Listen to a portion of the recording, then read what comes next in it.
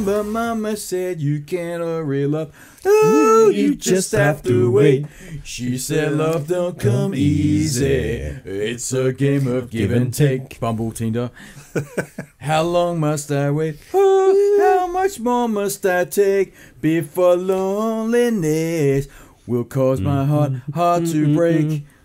That's it, I'm done. Fucking fucking bullshit. Haven't we suffered enough? I've suffered enough. Trials and tribulations of love. Oh, I know, and it's continuing on. Well past the years. I should have wrapped it all up in a nice little bow and ended it, but it's not ending. It's still a fucking nightmare. I can't help it. But anyway, what can I do? This is Invert the Y, episode stardate log 12.1593. The USS Invert the Y. Confirmed. It's fucking orbiting another Class M planet of bullshit and retrodom. I'm joined as always by Jason Relaxation, and I've got Nervous Nathan / the Pickle Bear back. And guess what? Invert the Y is the only podcast sponsored by its mother, and the only podcast powered by the love of fairy bread. And you know what? We've had a lot of waffles today, so we're probably going to be powered by the bloody methane we expel in our fucking carbs that were in that. Jesus Christ. Oh, mate, I feel very fat. Sweet and savoury. Podgy. The best of both worlds. We had both. My IBS so far has been... You know when it's going to kick in? Driving down the hill. Down that fucking hill. We go down the hill, we go down the elevation, and all of a sudden we both get the rumbles. There's a thing. It's altitude ass. It's a thing. Altitude ass. I get it. It might just be me. Well, I get it too. I get it in an aeroplane. Yes, I was just about to say, in an aeroplane, it's unbelievable. I can't stop farting in airplanes. Yes, I thought it was me. And when you put the seatbelt around your guts, it sort of pushes it in, and it's like... It actually takes me several days to get over flying. Yeah? Yeah. I have sore belly problems for quite a few days after a trip. That's no fucking good. Yeah, maybe it's the food I consume, or maybe it's just the gas. I don't know what it is. I'd like to know. You should ask your doctor friends. Yep. Why the fuck is it that you do get gassy when you're at altitude? Because... that's exactly what happens, ladies and gentlemen. Special sponsor today, the Green Tree Frogs of the Blue Mountain sub area. We've got a lot of them. We've had all sorts. We've had snakes beautiful. and tree frogs. And ducks. Ducks. We've had a lot of fucking quacking in this bullshit. You know ducks are considered rapists in the animal world? Really? Corkscrew penis. And apparently when it engages, there's no... Don't pigs have that? They might have it too. I think pigs have got corkscrew penis, and so do cats. Cats have got a... The cat one has got barbs on it. Yeah. It's got barbs. That's why for females it's painful. They don't like to do it. I wish I had a fucking barb penis. That'd be awesome. No, you don't. Your hand would get sore. Oh, you fucking... That was an easy opening for him. Let's start this bullshit episode up. Speaking of easy openings. Oh, okay, let's do it. What a segue. That's a good segue. I was going to start off with a ram, but I won't. We'll do this unboxing. Sorry. We'll do this unboxing. I've cut in early. Now, just for the two people that are listening... The Pickle Bear / Nervous Nathan, he has got a unboxing that he wants to do for me. He's brought in a gift, and he's been telling me about it all week. It's been in my car for about 6 weeks. Okay, that's great. So, to those of you loyal listeners like myself that have been here since week 1, two people would remember a very story. Early on, some of us were affected by it, more so than others. Unfortunately, I'm a bit of a piece of shit, and I haven't wrapped it. I've just used the old Audi. I love the Audi refrigerator bag you've got. That's the Australian wrapping paper of choice. I'm hoping we can repair some relationships from years gone by. That is beautiful. That is fucking gold. Complete collection. Now, I'm going to ask you not to set fire to it or throw it Jason inside Relaxation, walls. I can't do it. Tell the two people that are listening what it is. It is the complete Mr. Men library. So replacing the books that I somewhat... You fucked them. Fucked them. You put them in a toilet for fucking 20 years, and then until Dad did a renovation and knocked the wall out, did we find... That's amazing. So I was at Costco. Yeah? Doing a bit of shopping. That's a very interesting place. Oh, Jesus. Don't know if we have to bleep that out. It's heavy, man. There's a lot in there.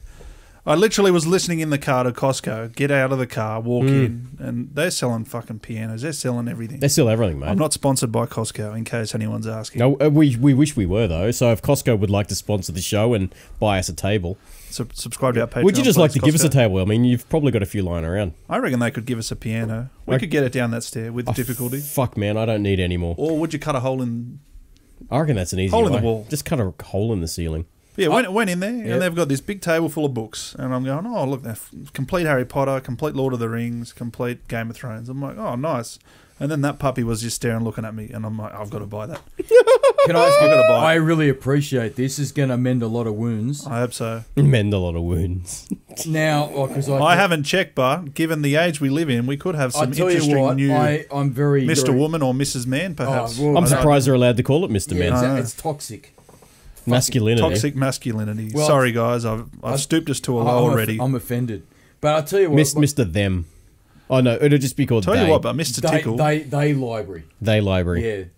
If you were a Mr. Man, which one would you be? Oh. Mr. Tickle. Okay, fair enough. What would you be? Nervous, no? You got to speak in your mic properly, Daniel. I don't know. Oh, nervous, Nathan. What would you be? I think That's the first time I've been told to be louder. Yeah, I know. Mr. Tall, I think. Mr. Tall. I feel in life I failed by not reaching 2 metres. I'm just on the cusp. Do you know what I'd be? And no bullshit's on the back of this. No fucking bullshit. Mr. Bump. Mr. Nobody. I'd be Mr. Nobody. I'm not making it up. Look on the back. It's Mr. Nobody. Right, the very last one. I've never knew. So you've got, just for the people that Is that what happened? You were left with that book as a child, and that's what's fucking... It's fucking been a curse, like the fucking Greek woman in the Greek island. She cursed me for running over her chickens. I've never recovered. And so, yeah, I've been Because Mr. Tickle, Mr. Greedy, Mr. Happy, Mr. Nosy, Mr. Sneeze, Mr. Bump, Mr. Snow, Mr. Messy, Mr. Topsy-Turvy, Mr. Silly, Mr. Uppity. Mr. Silly, actually. I know a few fucking Mr. Uppity. I know we know Mr. Uppity. We spoke about him last week. Yeah, we did. Mr. Small, that's also me. Because Bixby Vision says I'm Mr. Small. Mr. Daydream, Mr. Forgetful, fucking me. Mr. Jelly, well, yeah, I've let myself go, so I'm Mr. Jelly as well. Mr. Nosy, only when the Indians make curry I get nosy. Mr. Lazy, guilty as charged. Mr. Funny, well, I have my moments. Yeah, definitely. Mr. Mean, fucking oath. Mr. Chatterbox, I do a podcast and I don't shut up. Mr. Fussy, fucking oath.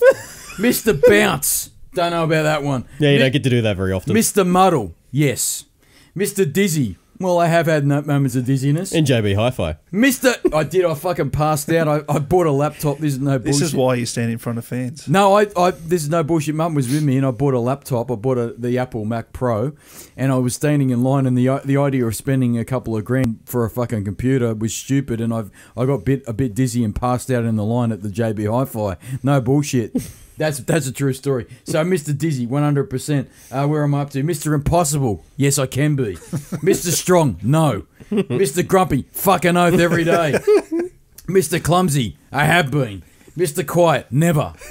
Mr. Rush. Well, I do like Rush. Great band from the 70s and the 80s and the 90s and to this very day. Maybe. Mr. Tor. No, I was cursed with that bullshit. You're Mr. Tor. Nervous Nate. Mr. Worry, fucking absolutely guilty as charged. Uh-oh. Mr. Nonsense, no, I'm not full of nonsense.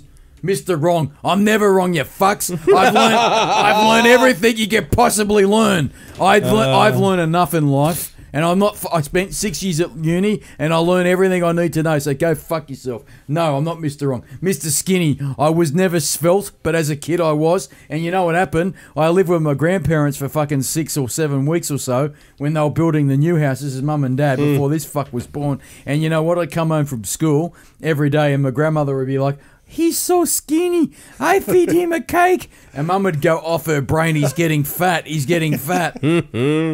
So I'm not Mr. Skinny anymore. Mr. Mischief. Maybe. Yes, I have. Maybe. Mr. Clever. Fucking oath. I've learned enough. Mr. Busy. No, I'm retired. Fuck off. Mr. Slow. Yes. Because that's the medication kicking in. Mr. Brave. No, I'd fuck off. I'd run away. I'm not brave at all. Mr. Grumble. Oh, he's a ringing. That's a bullshit one. Mr. Grumble. Mr. Perfect. Well, I'm pretty fucking close. Mr. Cheerful, yes. Mr. Cool, fuck yeah. Mr. Rude, go fuck yourself, you fucking 2 people that are listening. So yes. Mr. Good, yes I am. Mr. Nobody, abso-fucking-lutely. Nervous Nate, that is brilliant. I love it. Thank you. That is awesome. Thank you for that. I'm That's 100% amazing. putting that in. 47. All right, so we're recording again. So if you guys want to start from whatever you guys Oh, we started were on. just saying Borderlands. Borderlands 3 got yeah. announced this week. Yeah. And Nathan, it's funny, I sent him a text message going, this is really early in the morning, at least for me, about 8 o'clock in the morning. And I was going through YouTube and all the people I subscribe to on YouTube, and they were saying, oh, let's do the, I guess the reaction videos for Borderlands 3 being announced. And I said, bullshit. And as soon as I saw that, I needed to do that too. It was the waffles, man. The waffles, but man. I kept it in. Waffles. I kept it in. I'm making waffles. Sorry, you're saying Oh, that's all that right. you're better than me for keeping. No, I was struggling to get my words out because my fucking I chest get was. bad. I fucking do it on the phone to people. They're talking, and then I rip No, one you know out. what- You know what I have to cover it with? No, Oh, you know- sorry, I've been really sick. And I'm lying to them as well. You know what he does on the phone? You know what else he does on the phone? He does a shit and the piss. That's happened. Again, I might be weird, but what else are you going to do with that time? You got to keep You know what working. else he does? We'll play PlayStation or something. We'll be on the PSN on a party chat, and then you'll hear this pissing sound, and they go, "Where are you?" I'll never do it again. I really offended Michael one night. he- I felt really Did you? bad. He felt bad, yeah, because Well, I just didn't think, and I'm in there, and he's like, "What's that bloody noise? he hears, Are "Oh, you Nathan, fucking having a piss?" And I'm like, "Yeah, oh bloody, I that's hope you wash your hands. disgusting." Remind me never to come to your place and touch your controllers." That was what he was saying. You know, That's beautiful. He was going off his brain about all of that stuff. But Sorry for the horrid accent. yeah, I know. Well, I used to do that too because I used to piss him off. Because I used to say, right, because he's not here to defend himself. I used to say to him, "Oh, you know, he had an accent like you know, such and such," and he goes, "Well, what accent was that?" I go, "You know, a Cockney one," and he'd go, "I'm not fucking Cockney," right? But he goes, "You can't do my accent, fucking Dan, or you sound like a Cockney." And I'm like, "Well, isn't that what you are?" He goes, "I'm fucking not from I'm not from that fucking area," you know. The other thing that used to piss him off, you know, whenever he saw a movie and it was set in the ye olde times, it'd always have Londoners portrayed as fog, and he'd go, "London never had bloody fog. It was the bloody dust clouds from the coal burning, but it wasn't bloody fog." You know what I mean? He goes off his fucking brain. Fog's a nicer touch. It's- It's bloody smog. Well, they used to and do pollution. it for all the Get it right. what is it, the Jack the Ripper movies. You know, whenever Jack the Ripper was around, there would always be fog, and he'd go, "It's not bloody fog. It's bloody the burning of the coals of the fires." You go off his fucking brain for days on that one. The other thing this guy we used to do, this is Nervous Nate or slash the Pickle Bear. You'd be playing, and I'll get to this now, Borderlands. You'd be playing Borderlands with him, and you'd hear this, "Oh, hang on, I'll just be a second." And you hear this, "Yeah, mate, how much was it? $40? Oh, he's 50, yeah, $10 and change." You're getting your takeout. He's fucking ordered a pizza. Yeah. He's ordered a pizza Beautiful. while we're playing Borderlands, and he's still doing better than me and Pedro. He's cleaning up in Borderlands. We saw no interruption in was just gameplay. hungry. We saw no interruption in gameplay, but he was fucking got a pizza delivered. He'd order a pizza. He did it the other night. We're playing Division 2, and he's gone, "Fuck off this, I'm going to go with Telstra." And while he's playing Division 2, he's fucking signed up with Telstra. That's exactly what I just did the other day too, mate. Fuck those guys. Oh, fuck him. Yeah. But you know what? He did it uninterrupted. It's a talent he's got, and I can't do it. I'm not even able to read my messages on text on my phone while I'm playing anything. I can't do it, but he Mate, seems to do when it. you start playing Sekiro, you're going to have to take those breaks, mate, because let me tell you, It's a, that game is the next level. that's one you got to. It's the only game I've ever had to just walk away from. Yeah. Because my PC nearly went through the fucking window. Yeah, it's a tough game. But you know what? Like going back to Far out. Borderlands, we started playing Borderlands together and quickly Google it. I don't know. I'm sure it was 2007 Yeah, that it close came enough. out. Well, look, let's say my former place of employment, when I started there, I didn't have an Xbox. Rocket Russell said, "Get an Xbox." Got an Xbox, started gaming with him. And then I've been gone there now 4 years, so 5. I reckon it'll be 8 years ago, 2011, I'm going to say. I'm just having a look at it now. 2009 it came out. Oh, was yours? Yeah, I yours was spot on. pretty close. 2000 and, I think I said 7 or 8, but I was a bit off. No, you said 9. Did Spot I? on. I said 9, okay. So yeah, it came out 2009, and the sequel came out probably about 2 years after that, which was 2000. I'm going to just put it in because it's going to do my head in. Pre-sequel, then, no, was it 2, then the pre-sequel? 2012 it came out, the sequel, and so we haven't had anything from that universe. We've had the I guess the Handsome Jack collection, which was kind of like a remaster. Yeah, that and the there was the pre-sequel. prequel. What was it called? Pre-sequel, they called it. Yeah, pre-sequel. It's just a piss. It is one of the funniest games. It Yeah. just does not take itself seriously. The It's a bit of a laugh. The pre-sequel was what, 2013, 14? Yeah, I rebought that on PS4, I think it was, because they did a remastered, which would have been a couple of years ago, and I played it through again. I played that game through Yeah. hell of a lot of times. Remind me a lot of Diablo 2. Oh, fuck. You sort of had the 3 playthroughs Yep. and just an infinite amount of loot. Yeah. Yep. Every gun would have different characteristics. Yeah. Would be Diablo respawned. 2 is a game that I've... So what happened I was revisit that every few years. It's good fun. So what happened was in the week I got this notification that there were people doing reaction videos to Borderlands 3, the announcement, and I immediately thought of Nath, because I thought, you know what, he's such a big Borderlands fan, and we talked about it for so long, and I texted him and said Borderlands 3's been revealed or announced or something, you know. And he's gone, oh, that's hilarious. I've sent you an email 2 hours ago. I'm already on it. But it's coming out. Yeah. They're saying 2019. We don't know the exact date yet. We'll be, sure. It looks kind of sort of more of the same, but it's got more interesting environments. You've got guns that can walk down the street. That's unreal. Yeah, and it's got swamp areas and different type of environments, and they're saying over 1 billion guns now. 1 billion. Yeah, over 1 Must billion. be so. It's procedurally generated. Yeah, that's what they're saying. Yeah.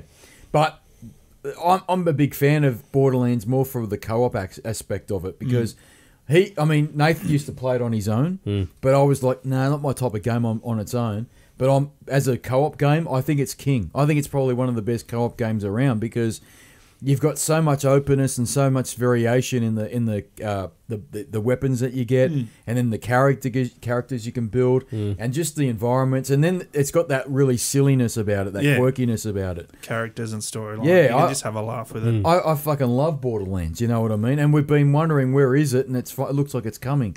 So that's a definite co-op game, and that's why I prefer that over the Division 2.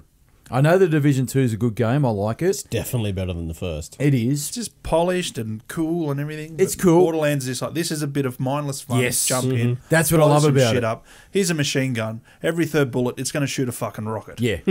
Why not? Why not? And the different, I guess, your elemental effects of the weapons, like the acid effects and the Yeah, fire acid, effects. fire, explosion. Yeah, beautiful. I love ice, it. You know. Slag. Yeah, we'll have to play it again before the third one comes out because is it the Handsome Jack collections, the first and the second one, and the pre-sequel combined? Yeah, 1, 2, and then pre-sequel. Yeah, I'll play that again with you because that was a lot of fun. Just to get back into it's good the fun. feeling of Borderlands. But that's how we started gaming together, was Borderlands. And what happened was, I was gaming with this guy, Nervous Nath, about a couple of years before what happened with Pedro. Because I said to Pedro, I'm playing this game called Borderlands. And it's really fun. And he goes, I've heard about that. It's a good co-op game. And Pedro and I have always been about playing co-op. Because that's the best form of gaming. And so what I'd said was, well, I know this guy. He's a big fan of this game. Can we play with him? Because the more players you had, the better it was, actually. Because you got more, better progression, more XP. It just Scales was better. up well. It scales Yeah. it better. All that stuff. So we started playing with Pedro, the two of us. And then it got bigger, and then we're playing with another mutual friend of the show who's got a Cockney accent. No, he doesn't. He's going to get the shits. And so what happened was, that's how we formed this little group, and it was the Borderlands group. But I knew the Englishman that we know very, very well and love him to bits. He didn't like that type of gameplay. But what kills me, I don't understand that, because he loves the Division. And to me, in my little sick head, they're kind of similar. But they're kind of not, you know? One's very, very serious post-apocalyptic. One is post-apocalyptic also, but an absolute just piss take. Yeah. Let's just have some fun. Yeah. That's a sidetrack topic because we just said randomly when we had that technical issue, I just said to him, well, what did you think about the Borderlands reveal trailer, you know? So I'm kind of like, I'm excited now for that game more than any other game this year, and I hope they do bring it out this year. But we'll have to see. But that's not really the topic of the show. Let's start it off with, as we always do, A ram. In the deep dark recesses of this ever decaying brain, which every single day loses more and more brain cells as time goes on. And I've got a pretty good one today that I don't even think you're aware of. No. Now I'm scared. Yes. Every time he says that, the editing level goes up. Yes. But this is a bit of a dad story too. Oh, so beautiful. I probably should have saved it for Super Simon. Yeah. But I know he listens to this bullshit, so he probably will get a kick out of it. But let's go down the deep, dark recesses of this brain. Are you ready? I'm always ready. I don't know how to do it anymore. Oh my God! Fuck.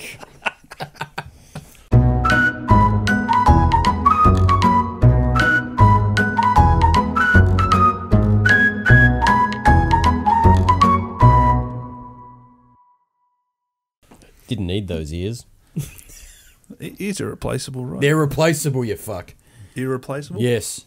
We go back to 1994. And this one's a bit of a funny one in the fact that I don't think you can remember this one, but this is a good one. This involved a Toyota Camry. I remember a Toyota Camry. Okay, so Dad had two of them. He had the red one. Yes, he had two of them. He also had a white one, right? And the white one was the one I want to talk about because this is a cracking story, which involved me fucking this car up and how Dad responded to it. My first accident was in a Camry too. This wasn't an accident. This was me doing touch wood.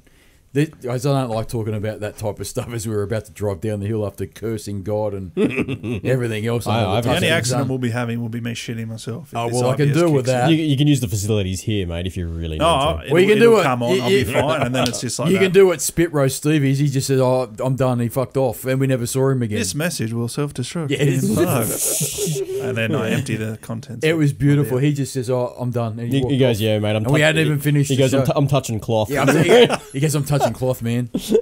So what happened was Dad had this Camry in 1994, brand new car, and he was pretty generous because he used to let us drive his cars, right? Well, it's because he didn't have to pay for He didn't have to pay for petrol or nothing, right? It was a good company car. So anyway, one time, actually, in two occasions, separate occasions, I fucked up the car, right? The first one was I drove into the driveway at Mum and Dad's place there, and okay, yeah, okay, so you know. I drove in there, and there's a kind of bit of a steep incline into the driveway. It's steep enough now that both of our cars, or neither of our cars, can't really get down. We actually can't get down properly. Yeah. We have to go on like a 45-degree angle to get out of the driveway. Yeah. So what happened was, the other thing is too, it's got like these side concrete pillars for where the stormwater goes in. There's a drain. There's and a drain? big concrete barrier kind of things. Yeah. So you drive over the drain basically, right? But there's these concrete post things that over the years he's painted white because fuckheads like me would do exactly like this. I drove into it, and his brand spanking new company car, right? But this is where it gets fucking cool, because I drove into it, and I did go into this corner a little bit too fast, and what I'd done is I'd clipped the rear wheel with the concrete pillar, and I burst the tyre open. And so I got out of the car, because when I hit it, that's the maid lady. She won't fucking stop. It doesn't matter if I've got an S8 or an S10 Plus. She won't stop wanting to be my friend on Instagram. It is looking very clean, I must say, over there.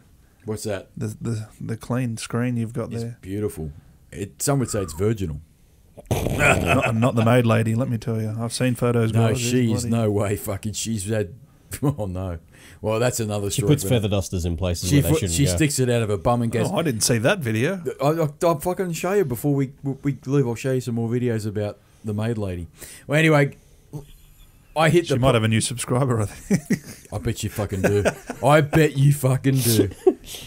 I bet you every day you know what she does every day? She jiggles. Which is not a bad way to start your day. Or end your day. Or lunchtime. So anyway, I hit this concrete pillar, and what I did is I put a hole through the sidewall of the tyre, and I knew I'd done something wrong because I'd hear this bang, and then the rear end of the car kind of went a bit weird, and I went, "Fuck, what have I done?" But what I thought was at the time I'd actually hit the side panel of the doors, and I'd put in like a gouge into the door, so I was freaking out. But I got out of the car, and what I saw the fucking wheel had been ripped open by that concrete pillar. So the tyre had been. You got fucking lucky. I got pretty lucky, but this is how Dad handled it. This is beautiful. This is the first story of the two-part story, right? He comes out of there. I said to him, I go, oh, fuck Dad, I'm really sorry, but I've hit the gutter at the front. And he goes, oh, for fuck's sake. He goes, what have you done? I said, Dad, I've put a hole in the tyre.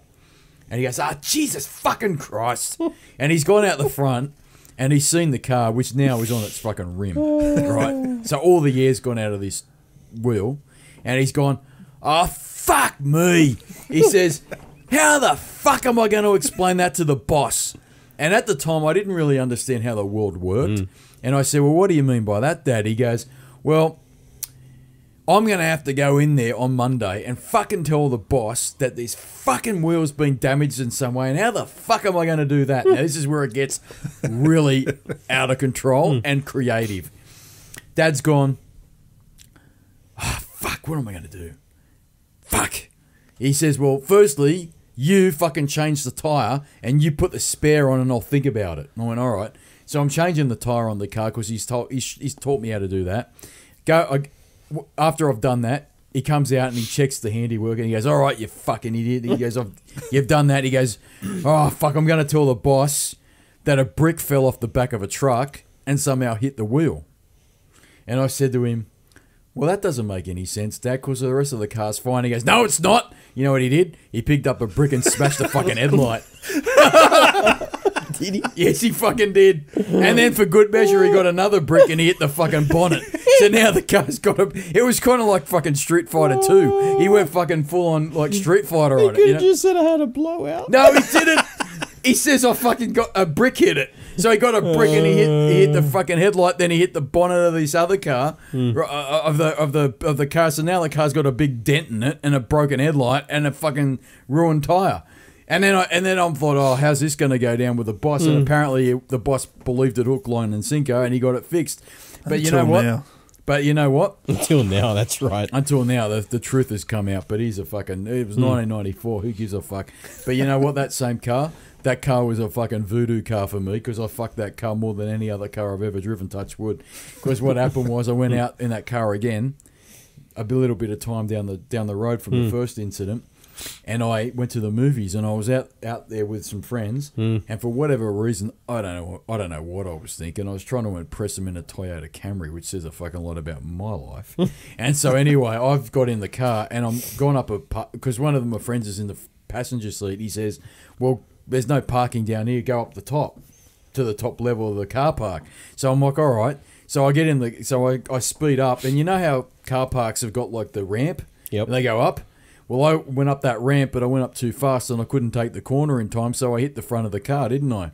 And the front, because it was a white car, all the fucking white paint's come off and it's now black on one side. And at first I thought, I've probably just got away with that. Like I'm trying to protect my bullshit, you know. I'm like, I think I'm all right with that. That's fucking fine. But I get out of the front and I'll never forget it. This bloke's gone. His face went, he immediately covered his mouth with like a holy fuck. So I knew I'm in trouble. And then they started laughing and I get out of the car and I look at the front end and it's completely like black because the white paint's been ripped off it. But somehow I haven't dented it, right? But I've ripped all the front paint off the bumper bar. So I get home and I go, oh, Dad, I've fucking done it again. You know, like I've fucked the front. This Camry's no good to me.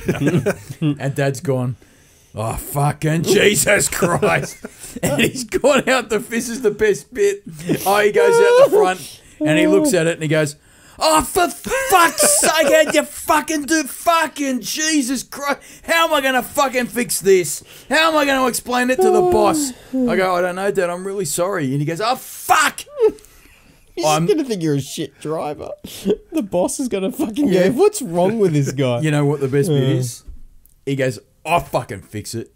I'm not kidding you. He goes to it, because I'm following. He went to Repco. No, it gets even better. Nail polish? No, shut the fuck up. He goes to the fucking study and he gets out some liquid paper and he spends the next fucking 3 hours putting liquid paper on the front of this. Because white and white match really easily. Yeah. No, he did. And he's fucking sat down there on the fucking gravel and he put liquid paper and he says, you know what? And it was a bit like Pulp Fiction, you know, Pulp Fiction where he goes, why the fuck am I on brain detail when you fucking blew that? You know, so Dad turns to me and he goes, you know what, why am I fucking doing this? You paint the car. So I spent the next hour painting the fucking front of this Camry with white With a liquid little paper. brush? With a little brush like liquid paper. And then I said to Dad, I've run out of liquid paper. He says, oh, for fuck, right? Because this is a big gouge out of the front of the car. He goes, oh, fuck me fucking Dad, fucking Jesus Christ. And he pulls out, he's got another 3 or 4 bottles of liquid paper. He says, fucking fix it. And then I go, all right. And I spent the next couple of hours, because it was a big gouge, pulling liquid paper on this front of the car. And then he comes out, no bullshit. And he looks at it and he goes, not bad. That's your rant today, folks. I'm done. I'm spent. Done. We talked a little bit about Borderlands and Borderlands 3 coming out, one of our favourite co-op games. And I like it more than the Division and Division 2. It's hard for me to judge because I haven't been able to have a solid night on the Division. No, we've had a lot of Shout out problems. TPG. He can't connect. He can't connect. for I'm love of sitting money. at about 90 over 40 and just there's obviously some sort of firewall-based issue. Yeah, they're blocking some ports, I would say. My beautiful Huawei modem offers very little in the way of... Customization. Yeah.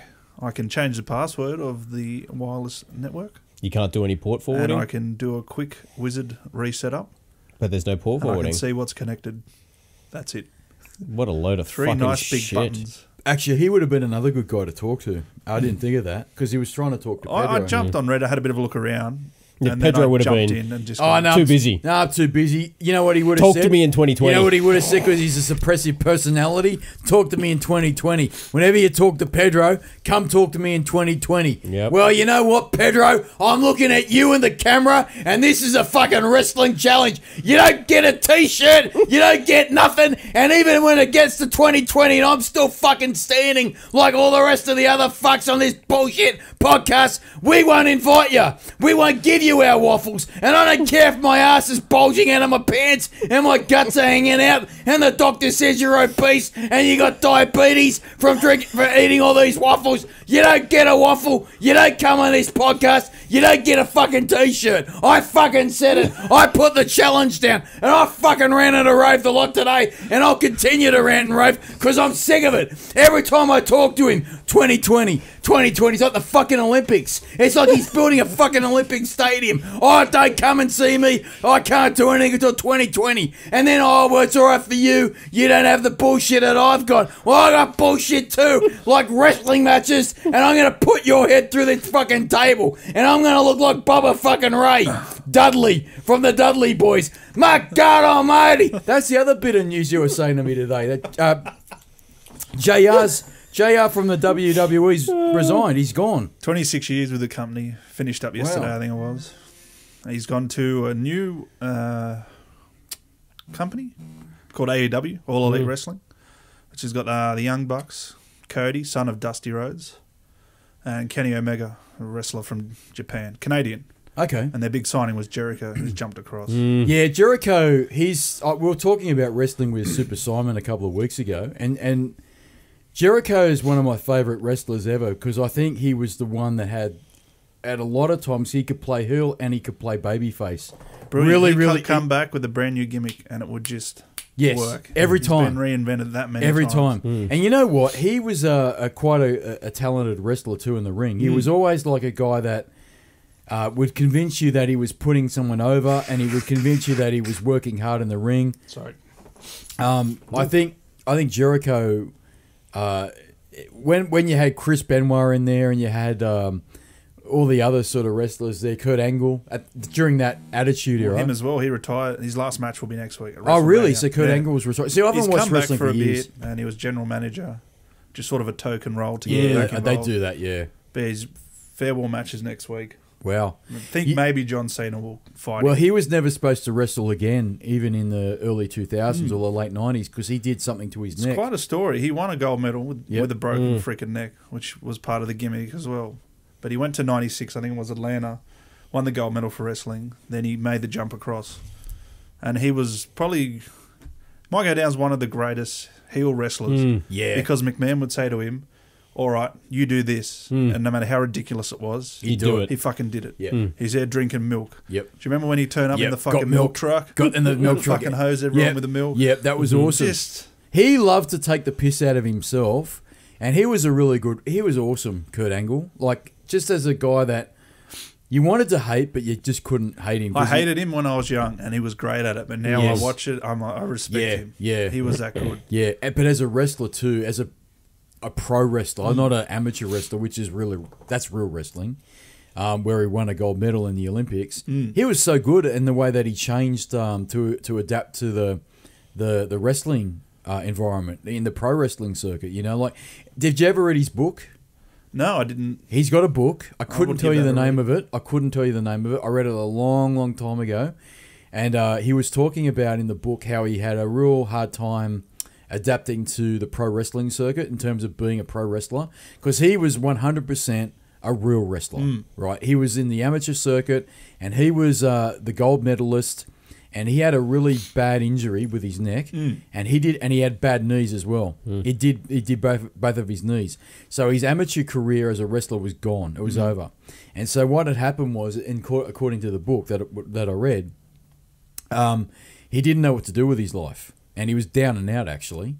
And so someone, I can't remember who it was, but someone somewhere along the line said, "Why don't you try pro wrestling?" And he tinkered with it, and he really liked it. And he really liked the idea of getting attention from the crowd.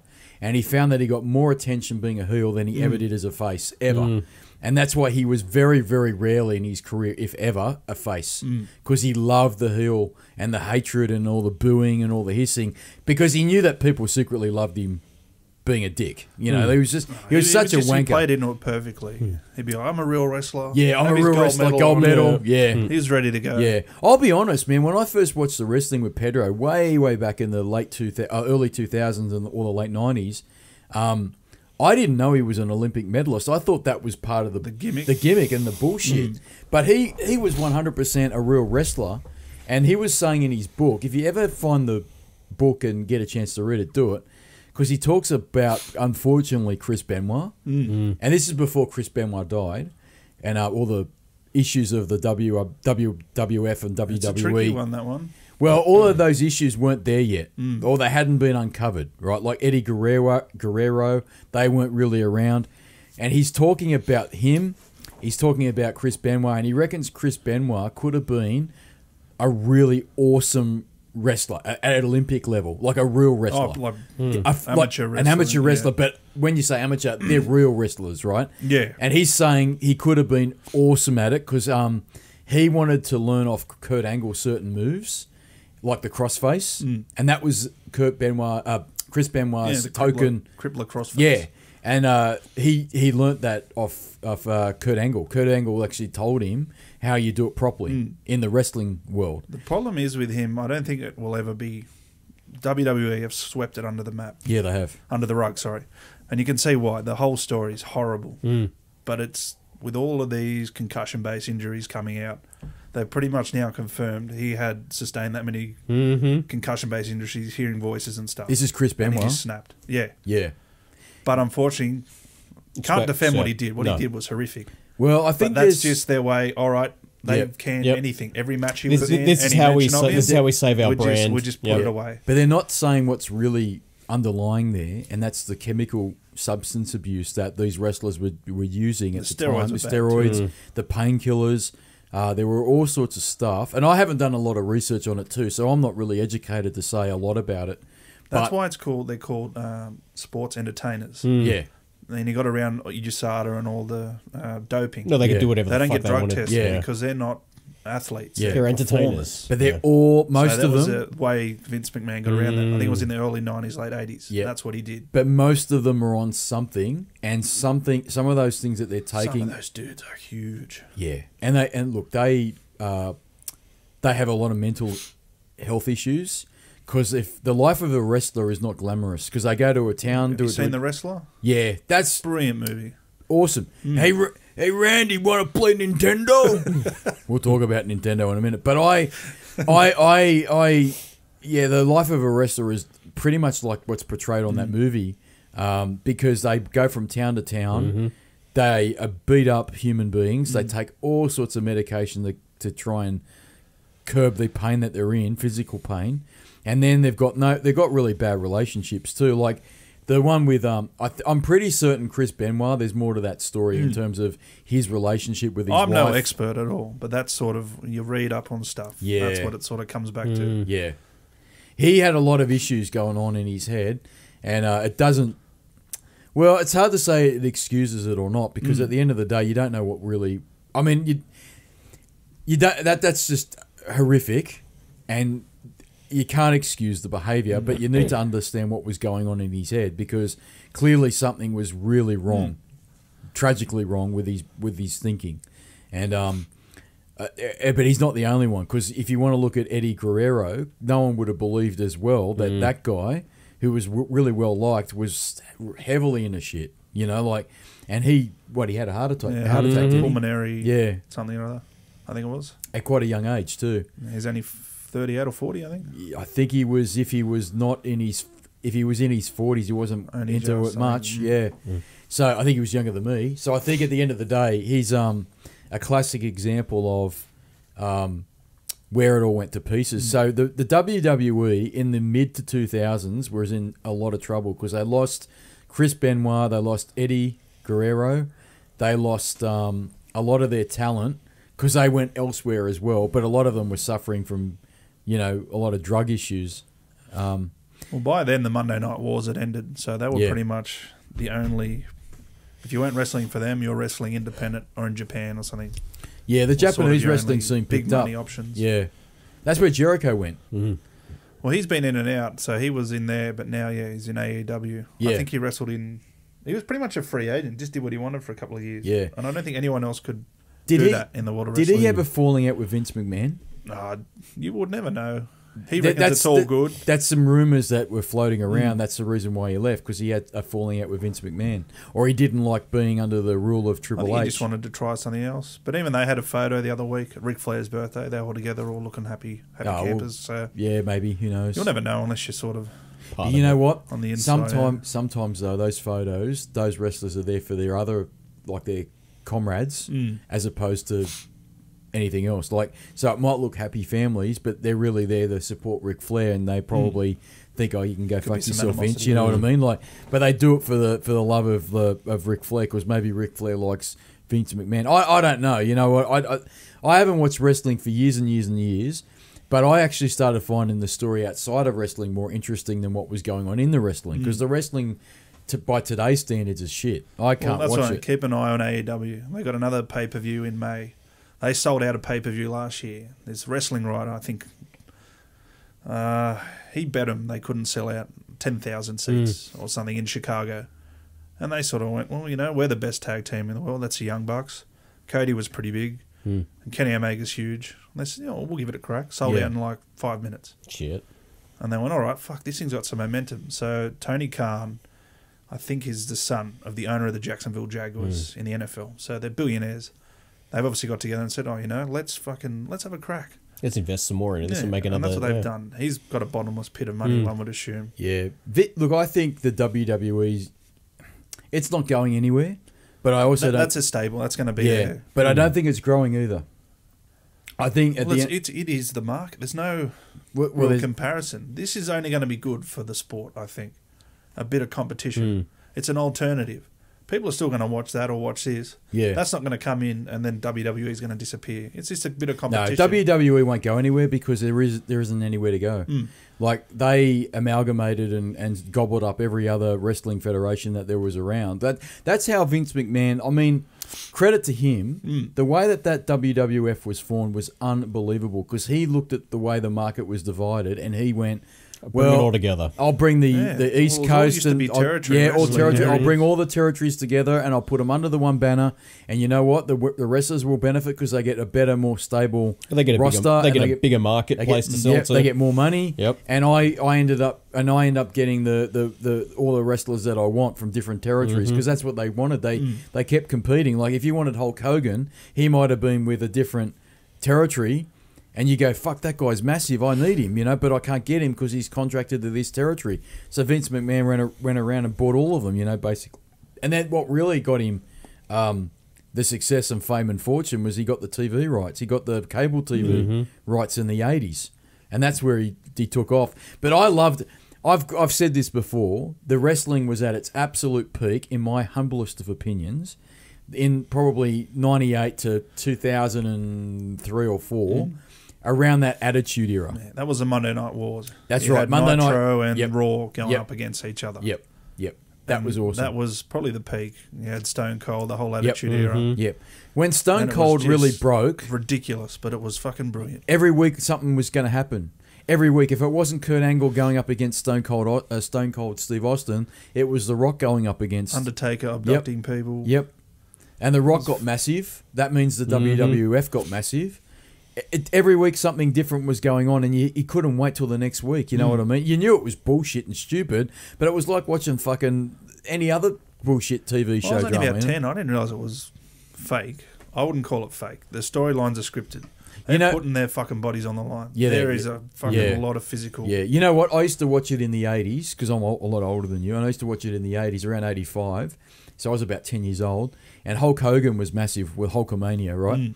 And I remember Dad ruined it for me because he'd come in and he goes, "Oh, this is all bullshit. It's my turn to beat you up. Oh, now it's your turn to beat me up." And I went, "What's he talking about?" But then it became pretty obvious that it was all fake. Yeah, it's choreographed. It's all choreographed. Tell the story, but I'm with you. But I used to argue this with Dad. It doesn't matter if it's choreographed. Those fuckers are going hard, and And they fuck up quite a lot. yeah. And you know what? There are other wrestlers that went harder than other wrestlers. Like I love Chris Benoit because he went fucking psychotic in that ring, and it didn't matter that he wasn't giving you full punches. I don't give a shit. That would still hurt. You know what I mean? Like the Hardy Boys. Oh, the Hardy Boys are another one. Jumped Yep. off.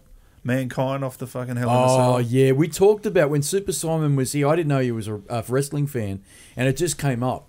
And then we started, it all came all to the surface, and I said, well, fuck, did you ever watch Mankind when he was up on the Hell in the Cell match? That is unbelievable, and I don't care if it's fake or not. To do that and pull that off and survive, that ain't fake, man. That's bullshit, you know? And he was sort of the... Well, you know, Hulk Hogan's, you know, the American icon, fucking long hair, big muscles. Mick Foley was the American underdog sort of thing. And apparently it's documented the tipping point of the Monday Night Wars. Nitro, which was a WCW product, Ted Turner owned it. It had won for fucking years. And it was live on the Monday. WWE at this point was pre-recorded. And the commentator, Tony Schiavone, I think his name is, came out. He goes, and he used to do it. Bischoff was the commissioner. That's right, Bischoff. He's like, let's fuck right. them up for the night, and we'll tell them all the results. So then they'll watch us. And then he's like, oh, you know, this will keep a few bums on the seat. Mick Foley's WWE champion tonight, or WWF champion at the time tonight. And then fucking everyone just turned off. And that was the last Monday night that they won. And then after that, WWF just killed it. Yeah. When Super Simon... They sort of note that as the beginning of the end for the WCW. When Super Simon was here, he brought up the era when, obviously behind the scenes, the WWF had bought out the WCW, but they were trying to work out a great way of integrating all these wrestlers that they'd picked up. And the invasion angle, they fucked that up pretty bad. They did the invasion angle, but I love the invasion angle because they had all these new wrestlers coming in, and they did make it seem like it was an invasion, like because around the schoolyard, people would say, "Oh, WCW is better than WWF" and all that bullshit. And finally, it was on the fucking TV that they invaded, you know, and all these wrestlers were coming around, and you're like, "Oh, this is awesome!" That wrestler that I like from WCW, now he's in the WWF. Well, they're on the same show, and that's what I want. And they kind of did. They could have done more. They could have dragged that out. They could have, a long time. They could have, but they didn't. And a lot of wrestlers obviously got cold and you know, well, they've got a lot of brands again now. What's that? There's a lot. They've got a lot. So you got Raw, you got SmackDown, Monday and Tuesday night in America. Then you've got 205 Live, which is all the lightweight guys. Fucking phenomenal. Is this athletes. all WWE? Yeah. I couldn't even tell you. I haven't watched it for that long. Then they've got NXT, which is next. So that's sort of your undercard Premier League, I guess, to your A grade sort of thing. They've got that going, and now they've got NXT UK, which are all sort of WWE programs. And some of the shit in NXT, like the fans are like, this is better than that. Because when they're in that level, they need to compete. They're vying to get up to the top. Whereas when you're at the top, it's more about your character and your story and what's going to sell your merch. Yeah. But some of the shit, 205 Live especially, they're just under 205 pounds, and they're doing flips and doing some cool shit. Didn't they have that in the WWE, the cruiserweight? Same thing. They had the cruiserweight Whoever's the title. best of that is the cruiserweight champion. Because that was the thing that used to bug a lot of wrestling fans is that unless you're a big guy, you never got anything. You know what I mean? That's and then the they argument. brought the cruiserweight the division. Big, burly. That's fucking- right. Because guys like RVD, was it RVD? He was like a guy that everyone liked, but he was never going to win anything because he couldn't believe he was going to beat The Undertaker or beat, the Triple H or whoever it was on the bill, right, at a WrestleMania to be world champion. So they said, all right, we'll create the cruiserweight division, And that's kind of like with a tag team because the Hardy Boys, most of the time, they did separate, but most of the time they were a tag team. And so you had the what was it, the tag team championship, And then they were the women's championship because they brought more and more women. That's another in it. thing. That's huge now, and it's good to see women are actually respected. Well, they were because back in the day, they were it was awesome. lingerie and panties. Yeah, pretty much. Yeah. Puppies, look at the puppies. Look at Puppies King. But you know what? That was funny, but that was also very demeaning at the time. It was demeaning. I will be now- I've ranted and raved about bullshit, and I have because you've heard it today. But I do believe that was way out of line with a lot of the things that the some of the WWE storylines, They're yeah. walking around in bras and panties. Come on, man. They're better than It's that. huge now. They had their first all-female pay-per-view last year. Yep. And some of those women now are fucking incredible. Well, they had good. Some of the shit they do. Well, Lita was a fucking awesome She was probably wrestler. the start of that. Yes, she was. As good a wrestler as Trish was, it was all about Puppies, this and man. that. Lita come in, a bit of a bad girl, and was doing flips off shit and stuff. Trish- Like, well, hang on. And China, of course. You can't forget China. Yeah, well, Trish Stratus was average, in my humblest of opinions, but Lita was fucking amazing. She was doing the same shit the Hardy Boys were doing. And it didn't matter that she was a chick or whatever. It didn't. Who gives a fuck? She was awesome. And she was jumping off ladders and jumping off tight ropes, and you're like, what the fuck? This chick's unbelievable. And so Lita should have got a lot more respect and props than she actually got. I think that was a sort of turning. That was the turning point. Like, these women can compete. Yeah, but then they had some silly decisions too. While you had Lita, they suddenly brought in Stacy Keibler. Stacy Keibler didn't fucking wrestle for anything. She was a fucking ring announcer. You know what I mean? Like when they used to hold the signs up in a model. Yeah. So that was a bit silly, but I haven't watched the wrestling for years. I couldn't tell you. You got Ronda Rousey now as a champion, so she's got. What's she in the UFC. wrestling? Yeah, is she? She's gone massive. Really good. Is she? Doing great, yeah. They're headlining WrestleMania next week. First time ever women are headlining. Fantastic. Oh, really? So you got her, Charlotte Flair, who's Ric Flair's daughter. Okay, yeah. And then Becky Lynch is this Irish chick. And she kept getting screwed. So she's sort of now a reincarnation of Steve Austin in the Attitude Era. She's just a bad fucking bitch. Because she got... And it's really fucking... She's over with everyone. Is she? So they do Survivor Series in, I think, November or something. And that's Raw versus SmackDown. And they'd really play up that you're the enemy, we're the enemy. She turned up with all the women's division, and then they fought on Raw with the other women's division. One of the women's wrestlers on Raw, Nia Jax, she's pretty big, strong and stuff. She fucking botched up and broke her nose. Oh, fuck. So this chick's walked out of there. They've just invaded the ring, blood running down her face, and it was just like, holy fuck. Yeah. This is fucking... It's like walking through And she's just Parramatta. been over now. Yeah, it was huge. So Ronda Rousey's landed on her feet because when big time. she got beaten by, who was it in the UFC? Nunez or something, I think. Yeah, she really got KO'd. And I think... She's very, very good wrestling. Is she good at wrestling? Very good. Okay. And she was trying to be like this. She was pretty much a face and, whatever. She's just come out in the last few weeks. She's like, fuck you, fuck the fans. I don't give she's a fuck. turned heel. Yeah, and she's just going good off it. I used to love when people would be faces for years and then they suddenly turned heel. And JR go, what's gotten into him? He was a nice man. What's happening here, King? You know what I mean? And they just suddenly turn heel and they'll be, he's taking a bad leave. Maybe next week we'll find out that he's fine. I can't believe this behavior from him. But yeah, JR, I was asking a mutual friend of ours because he's in the wrestling, and he was saying that JR's been out of it or in and out of it for years now, and he wasn't well. So clearly he's decided that's it. He's pulled the pin. Yeah, I'm not sure if he's still up, maybe a touch slow or something, but I know he's involved with AEW. It's just good to have a name like that. You think of wrestling, you think of commentary, you think of him. Oh, he was in awesome. my opinion. He made it, man. Whenever, because what I didn't like about SmackDown when they did that divide. You know, when they split the rosters up, and so they had Taz and it was Michael Cole and Taz, right? I couldn't remember the name when Super Simon was his, but it was Michael Cole and it was Taz, and that was fine. But I didn't like it as much because I wanted JR, because JR lost his shit every 5 minutes. it's brilliant. Yeah, and What a slobber knocker! my God Almighty King, look at the ass, look at the ass, King. Yeah. So okay. So what WrestleMania is next week? Oh, it would be April. Yeah, it would be. Well, it depends. It's April 8th. Potentially last week. Oh, it depends when these fuck loads it up. It could be. It could could be be now. next. It could be could be today. right It could be now. today. It Could have been last week. It could have been in. It'll be in 2020 when Pedro decides to fucking turn up. Could have been a month ago. Could be anywhere. Could be. This might be that shit that it's never happened. Well, you know what? The fucking PC died, so who knows? Maybe we've recorded the best episode ever, but it didn't fucking record. I might get a phone call halfway down the hill, and he goes, "Mate, we didn't record shit." That would be our fucking luck. I'm telling you now. Yeah. We could record the best podcast in the world. Seems like it's recorded. You know what? And we get 2 million views on it. We get fucking sponsorship offers. You name it. We get people ringing us up going, "You guys are the shit." And you know what? He goes, "Fuck, it didn't record." I can see it happening. I can see it happening. It's the fucking luck, mate. We don't have the luck of the Irish, me and him. I'm Nope, telling you now, filet we de don't. potato. We fucking don't. So the N64 is what I wanted to talk to you about. That was actually really the topic of the show. Long way around. Sorry. Long Yeah, way. that's a long way That's what around. we do. How long have we been recording this bullshit 45 minutes Let's plus the intro, so I'm going to say an hour and a bit. for? How how much It's time? 5 o'clock. Let's wrap this up. Let's talk about N64 and wrap it up. Nintendo 64. My history with it is I don't have one. Ah. It's probably one of the only consoles I personally didn't have as a. Well, by the time it came out in 1996, I was 21.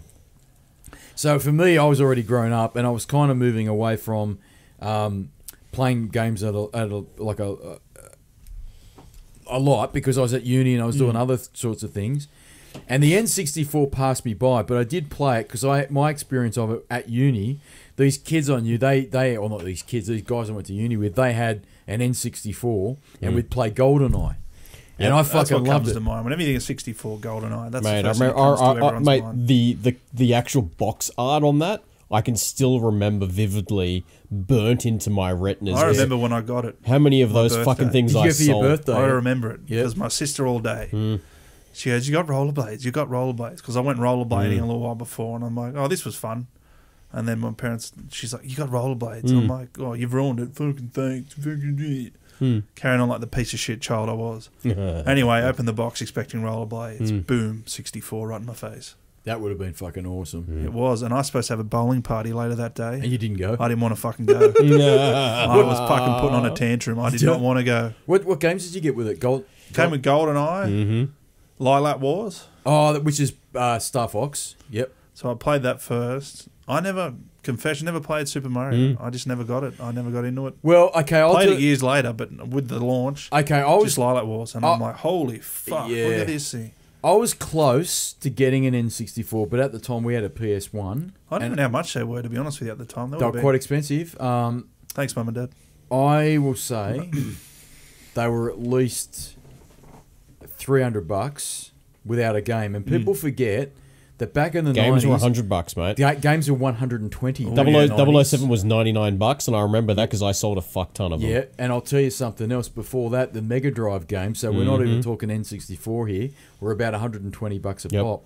They were no bullshit. So in the early 90s, games were very expensive, particularly on cartridge. And I kind of laugh now when I hear people whinge about the price of games because I think they're the cheapest they've ever You get a been. brand new And release for $69 from Yep. JB Hi-Fi. Yeah. Yeah, because what JB do, I don't know if you know this, but JB Hi-Fi, on the day of release for most of their AAA games, Drop it massively, don't they they? do what they call a launch price, and it's $69 usually.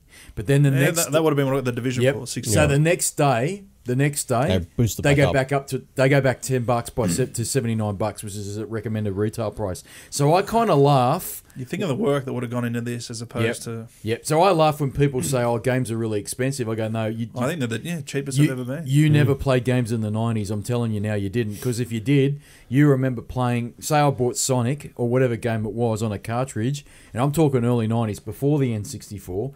You paid $120, maybe $130 for a cartridge, and you cannot tell me the work that went into that game is anywhere near the work that goes into a modern day game. It didn't. I'm telling you now. Certainly did not take 5 years. Now the counter argument of that bullshit will be, well, fuck. You know, we have the technology. Well, there's that, but now they make us pay for DLC and all this other bullshit. And I say, well, they don't actually.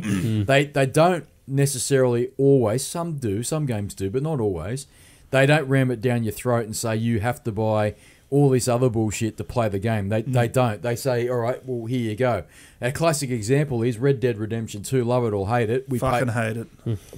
Another time we'll talk about it. If we had more time, we don't have enough time. We don't have enough time. My hatred. No, you need about an hour to but get what on I'm a fucking saying horse. is, no one will deny that a lot of work went into Red Dead Redemption 2. A lot of work went into that. Oh, absolutely. But you still only paid, here in Australia, $79 for it. And people will go, well, that's a lot of money. Well, it might be for some people, but what I'm saying is... If you do it per hour, it's pretty cheap. Well, that's what the argument is. If you go to the movies, you go to a movie for an hour and a half and you spend $30. At least that's before you take someone else with you and before you eat bullshit and that's popcorn. before you get your choc top. Again. Before you get your choc top and your fucking Maltesers that you roll down the aisle and all that other bullshit. Jaffas that used to throw the Jaffas, I used to fucking throw Jaffas at the fucking screen. I'll never forget, 1985, I went to the movies to see Short Circuit.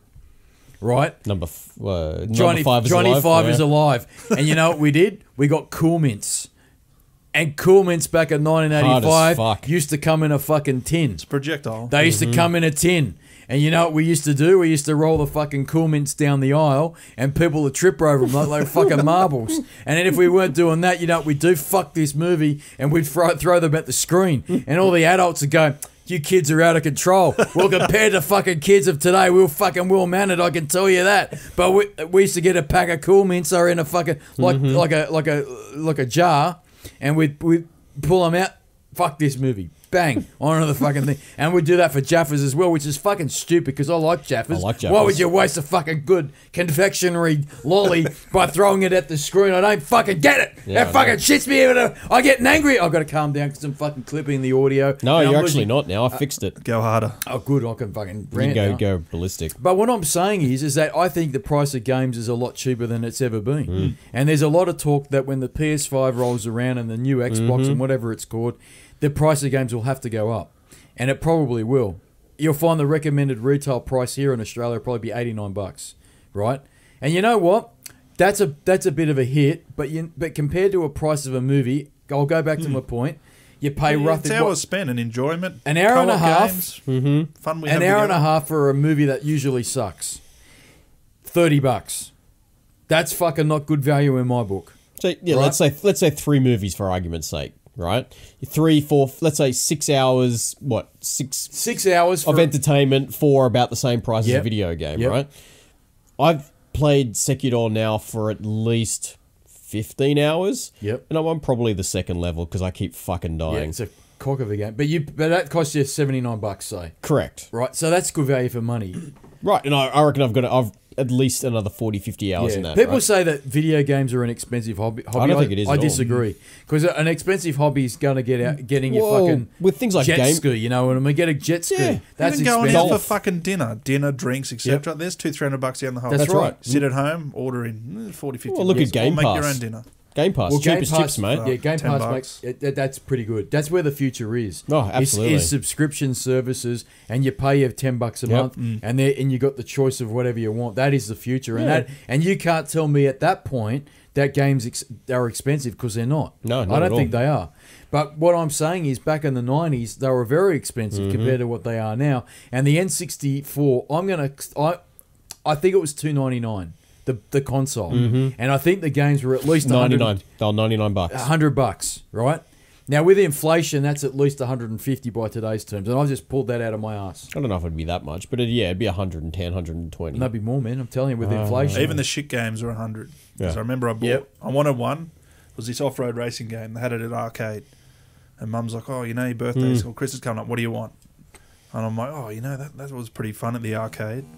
$110, I think it was, at Christmas. I played it, finished it in about 4 or 5 hours, and I was like, oops. And I had to keep playing it. I didn't want to break the news to Mum that she just wasted $100 on a pretty average game. What did you think of the controller? My big grew up with I grew up with it. Okay. I grew up with Nintendo. To me, It makes sense. That was Just my made big sense for gripe me. with the N64 controller, because I was used to. I'd played with the Super Nintendo. I'd played with the Mega Drive. I was a big fan of the DualShock on the PS1, and when I saw the controller for the N64, I didn't get it at all. I didn't get it, and I still don't get it. And that's why I still say with the Dreamcast, which came out after that, I'm like, well, you know what? You made a mistake, Sega. You should have put another analog stick on it, you fucks. But you didn't do it. I call everyone you fuck. That's just me now, you know. But the reality is, so you're okay with that, because I think That later. was probably the first one with a proper stick. Yeah, but type. they only had one in a weird spot. In the middle. Yeah, but that's what I mean. I can still remember Yes, okay. configurations. I don't know. It was I for me think at the time. I was young. Hadn't really played apart from Nintendo, Super Nintendo. Never got a Sega. I was always a Nintendo kid. yeah, okay. It just was Sega. It was cool. Just fit. It worked. Did you have so you had a Super Nintendo? I can tell you some good memories of that too. Do it, man. Do it. Donkey Kong Country 2. Oh, fuck. They're the only two consoles I've kept through my life. Of all the stuff I've ever bought, I've re-gifted to people to have yeah. fun with. Those two are still sitting in a box at home. Well, when I will first not saw give them Donkey away. Kong Country, I think it was 1993 or 4. I know exactly where we saw it. Too. Exactly, and I couldn't believe what I was seeing. I could not believe that was on a console. I'd never seen graphics like it, never. Not on a PC, anywhere. And I was like, holy fucking fuck. And I really wanted a Super Nintendo, and I've told the story before. It came out pretty late in the life of it, or in my opinion, I was thinking, well, it's not long, and this fucking 3DO was going to come out, which was shit anyway. And I hear about this PlayStation. Excuse me, and all this other stuff, and I'm thinking, well, what's the point? But I really loved what I was seeing on it, you know what I mean? And I thought, fuck NBA this. Jam and that. Yeah, well, that's it. Yeah, NBA Jam was awesome. But I really wanted an N64 initially, because when I saw Mario 64, I'd never seen anything like that. I don't think anything had come out like that. Open-esque world, yeah. That was unbelievable. And sadly, I never played it. Yeah. I just didn't get that with the game. As I said, Lilac Wars, GoldenEye, Carmageddon I had for a while. What was the dinosaur game? That was Turok. Turok. That was a launch title, I think. Because that sold that like was. fucking crazy, that game. Did it? Yeah. Well, you know why? That looked awesome on an N64. At the time, it did anyway. Now it looks terrible. But, I mean, it looked fucking unreal on an N64. But GoldenEye was the standout for me on that system. Even now, it's kind of fun. It's bad, but it's fun. It's really bad. It's hard. Going back to play those generation of games, PS1, Perfect N64. Dark has stood up. That's the other Perfect one. Dark's another one. Yeah, that's the other one. That's basically, here's a game, we've got GoldenEye, let's fix everything. Change a few things, and that was just masterpiece. But that had the expansion pack you needed. Yeah. The extra 32. I think. No, they gave you an Or extra 16 or 500. something? They gave you an extra 512 megabytes to make a megabyte, Oh, there you go. and so you had that was mandatory. Haven't we come a long way? Yeah, that was Fucking hell. that was mandatory. Yeah. Well, I think it was. We'll have to Google that. I could be wrong on that, but it was it basically doubled the memory or the RAM of the N64. And what happened was later on in life with the N64, developers said it's now mandatory. You have to have the expansion pack In order to play to X. play this game, because otherwise it won't work. Right? And can you imagine that today? That'd fucking kill the market. Can you imagine? Well, it happens in PC gaming all the time. It does, but on the console space, it really doesn't. Like, can you imagine if Sony said, you know what? You need can't- to upgrade your fucks. You need to upgrade. Well, they kind of did with the PS4 Pro, but they didn't say that you can't play games on the PS4 or the. They didn't segregate the It'll be on market. both. But It's yeah, on both. It's better. Restrict It's better like that. here.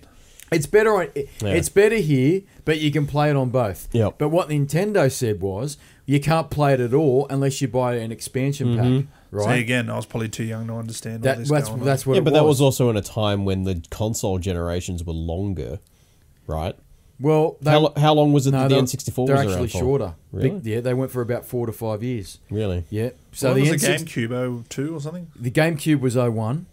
Well, that's another console. Just never. Well, I was going to Never- say never the played it. GameCube was I like the Wavebird controller.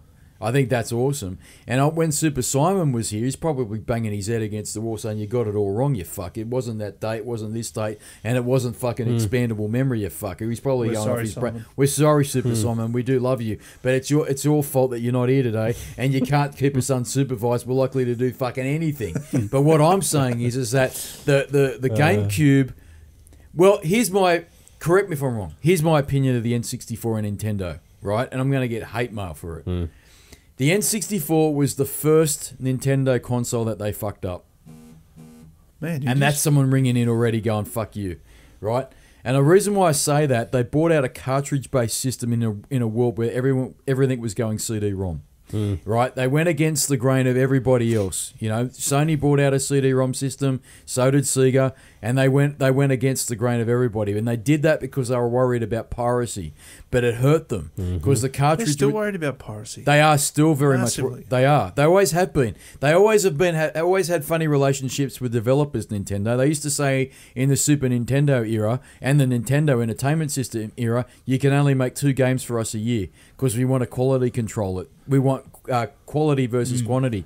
But what they did with the N64 against the general consensus of the industry was they put in a cartridge-based system to protect from piracy, but that hurt them. That limited the memory capacity of what the developers could use, right?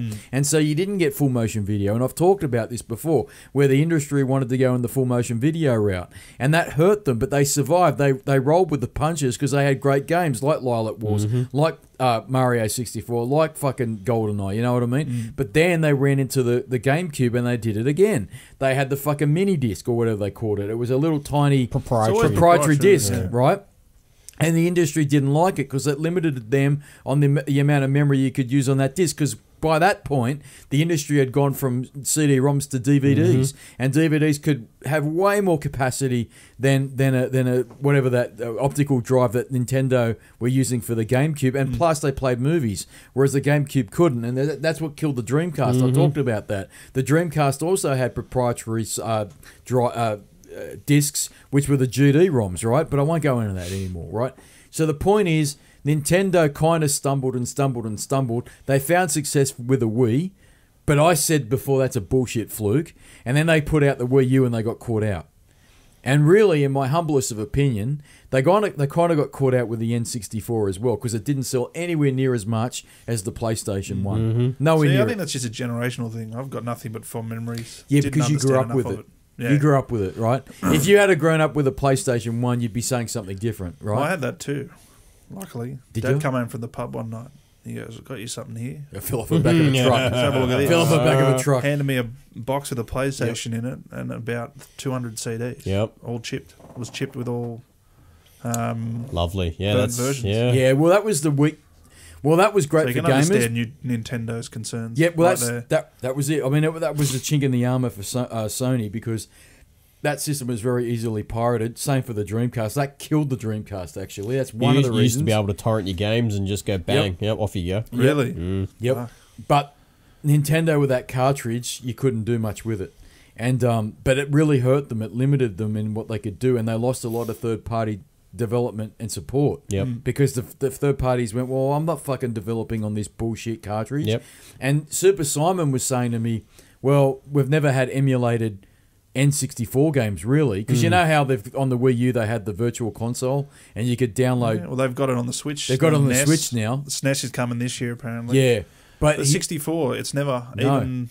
I download on computer and you can get an emulator and a ROM. Yeah, he called but it. It's never been. It's never been a thing, really. He called it the Not Dolphin. legally.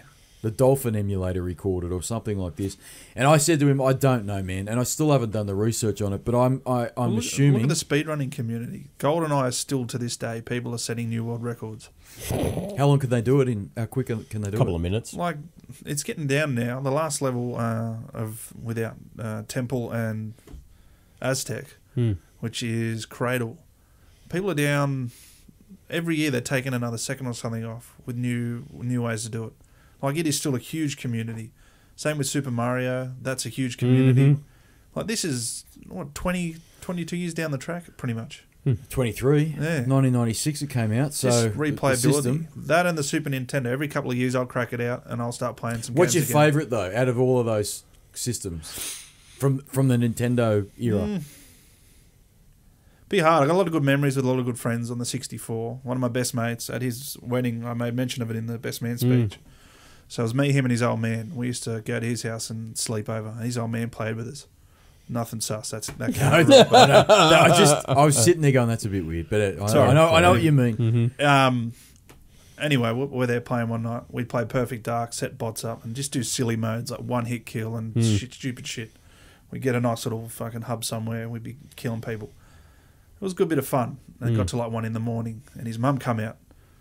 Buddy, going off. Time for bed. He's like, oh, one more. She came back out at 3:30. I've only seen her get angry twice. She started screaming, get to bed now, Peter. That's his dad. And he goes, oh, I've got to go, boys. And we're like, what about us? She's like, I don't care. Just get to bed. Carried on playing. Like, our friendship was born around that pretty much. My sister and his sister... 5th or 6th birthday, Plaster Funhouse, Chatswood, I think it was. Yeah, Plaster Funhouse. We used to do the Plaster Funhouse as well. Up on the Central Coast, We went on the Central Coast to the Plaster Funhouse. They're gone As a now, matter of fact, you've probably still got some of that shit lying around. They're well and truly dead and buried. You painted a wizard at one point. Else now. Yeah. But we were out the front talking, and it was just, have you heard of a Nintendo? And I'm like, oh, I've got this one. He goes, oh, yeah, I've got that one.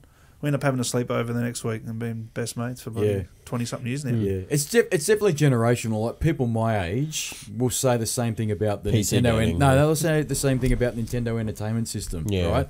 And then maybe someone your age, right? Because you're younger than me but older than Nath, you'd say it's the Super Nintendo for me. So it depends where you are in life, you know what I mean? So for you, that system was the Nintendo 64. It's hard. It's either that or the Super Nintendo. Because then I look at the Super That's Nintendo. That's a fucking awesome system. That got me into Formula One. Nigel Mansell, I think it was 93. I sat there one Saturday and fucking finished the whole thing, the whole season. Guess what Nate's going to have to do before he leaves? What? Play Formula One upstairs on the PC. He's got to go, mate. He's Look at him. He's going, let's cut this fucking podcast. Let's cut this bullshit podcast. But the other one was Mario Kart, man.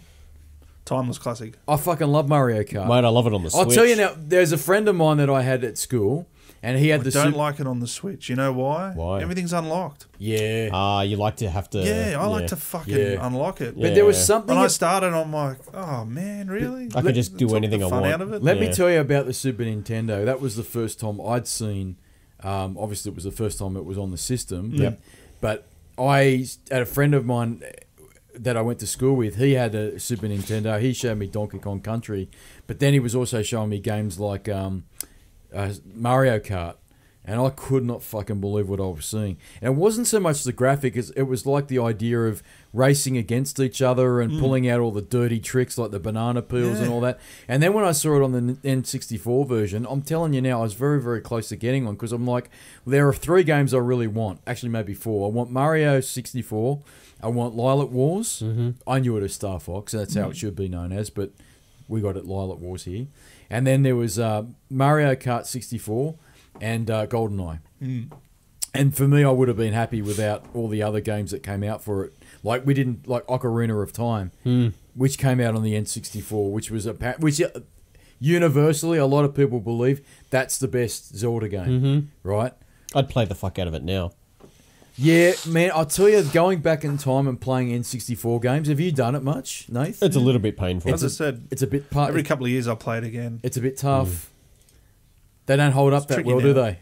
I've got this... I think I've got a disease around nostalgia. I get too fucking into it, and I do some silly things to try and recreate I'll go back lightning and in play. a bottle. Yeah, I'll go back and play very old PC games. You know, I'm going to bring up the topic of Zelda very briefly.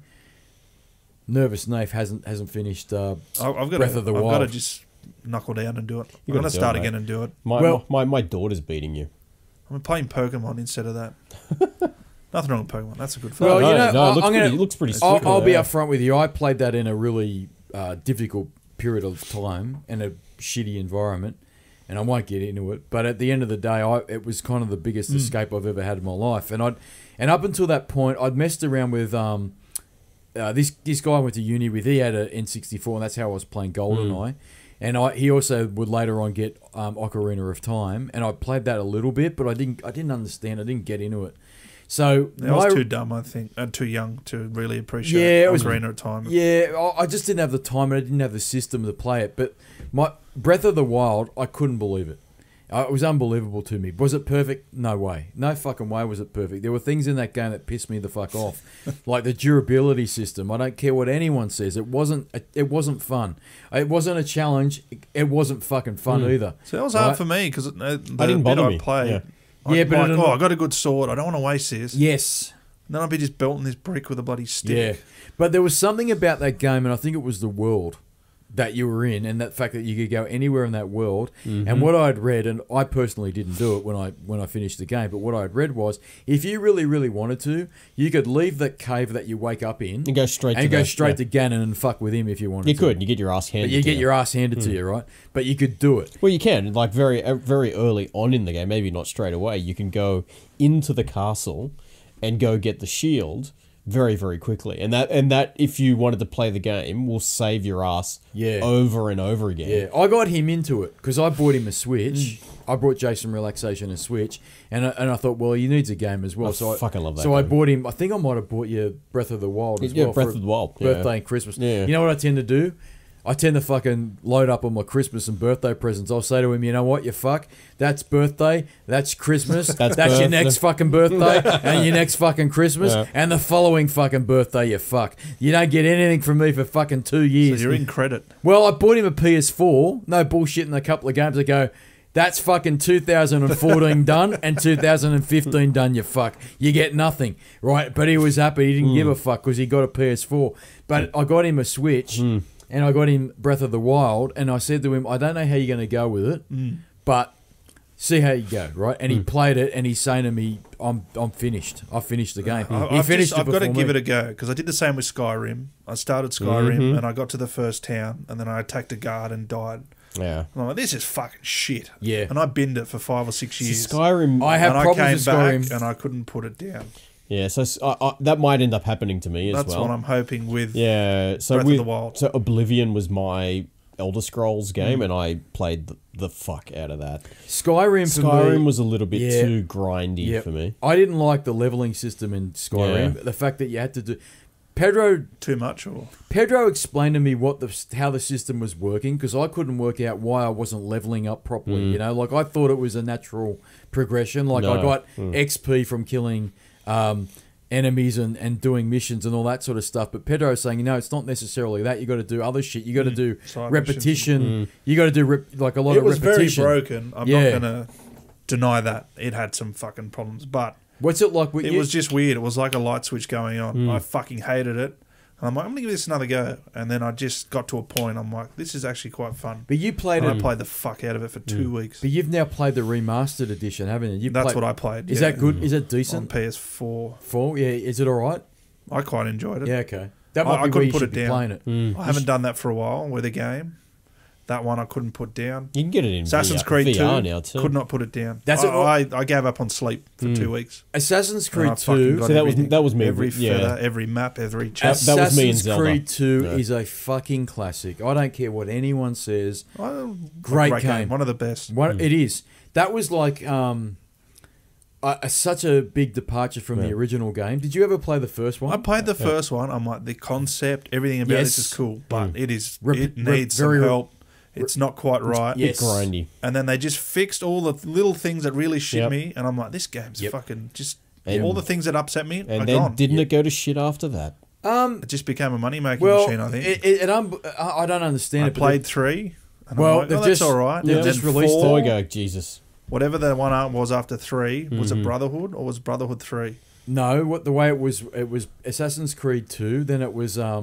Revelations, then Brotherhood, vice versa. Brotherhood, then Revelations. I struggled through Brotherhood, then I bought the one after it, and I lasted an hour. That was 3. And I went, fuck off. Well, here's the crazy thing: Ubisoft have just released, actually this week, Assassin's Creed 3 remastered, and I can't believe they've done that. Why? Of all the ones they would remaster, yeah, because I think that's the weakest game in their catalog. Maybe it was easy to remaster. Could have been, but Assassin's Creed. Well, they did.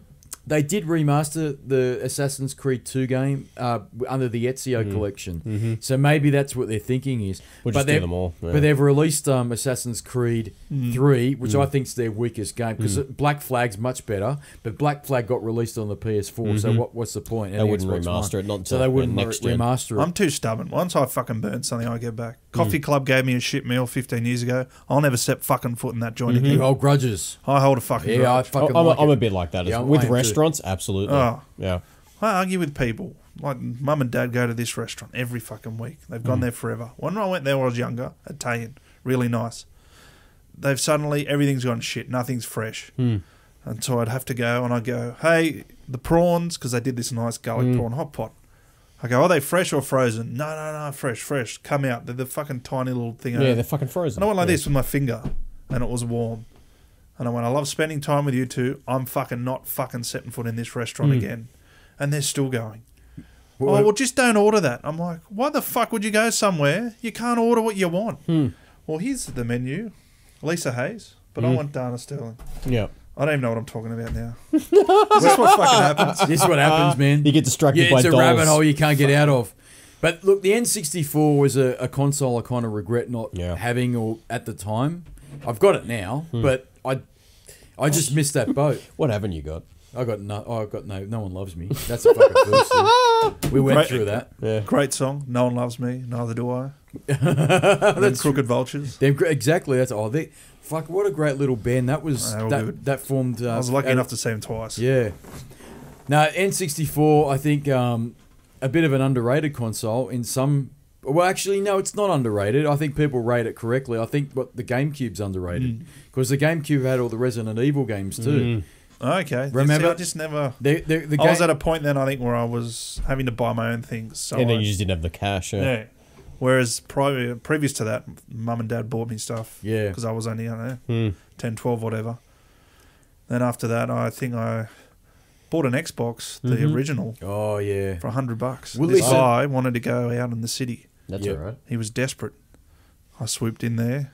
I bought $100 and 15 games. Xbox, the original. Fuck. Oh, that's right. You got to tell the story. You bought an Xbox literally on the side of a street. He wanted money for drugs or something. Have you heard this fucking one story? of my previous girlfriend, the one we've mentioned before, or potentially after this. Who fucking knows when these prick loads shit up? Episode 12 point. Fucking something. Captain's log 12.1.3. Fucking 5.9er.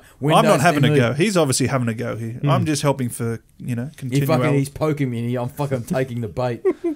Lisa Hayes will be poking, don't you? Tell us how you got your Xbox. So she was going original, out one night. and we'll finish this bullshit up. He was trying to sell it. And again, I think this was before Facebook.